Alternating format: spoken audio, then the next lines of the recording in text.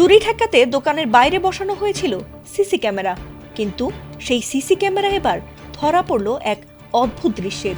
একটি কুকুর সদৃশ বস্তু একদিক থেকে অন্যদিকে দ্রুত বেগে ছোটাছুটি করছে, যা দেখে অনেকেই মনে করছেন রোবট, আবার অনেকেই মনে করছেন ভিন গ্রহের কোনো প্রাণী।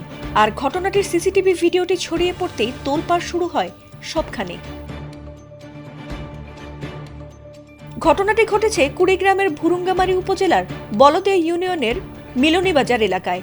ভারতীয় কাটাতার থেকে প্রায় 2 কিলোমিটার দূরে ওই বাজারের আলাউদ্দিন ইলেকট্রনিক্স ও হার্ডওয়্যার নামের এক দোকানের নিরাপত্তার জন্য লাগানো সিসি ক্যামেরায় এবার ধরা পড়েছে এক অদ্ভুত দৃশ্যের। 17 ফেব্রুয়ারি রাত 3:35 রেকর্ড হওয়া ভিডিওতে দেখা গেছে লাইট জ্বালিয়ে 4 পায়ে দৌড়ে যাচ্ছে রোবট সদৃশ একটি বস্তু, আর প্রায় 12 সেকেন্ডেই দৃষ্টির বাইরে চলে যায় এটি। পরদিন দোকানের মালিক সিসি ফুটেজ দেখতে গিয়ে বিষয়টি জানাজানি হয়।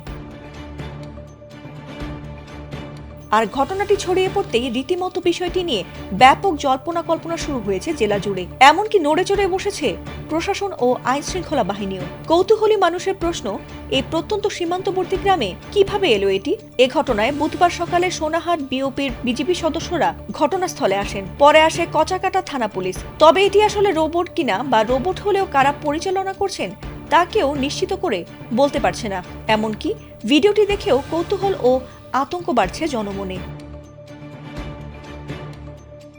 এ বিষয়ে কুড়িগ্রাম 22 বিজিবি অধিনায়ক লেফটেন্যান্ট কর্নেল মোহাম্মদ মাহবুবুল হক জানিয়েছেন, সিসিটিভি ফুটেজটি পরীক্ষা করা হচ্ছে।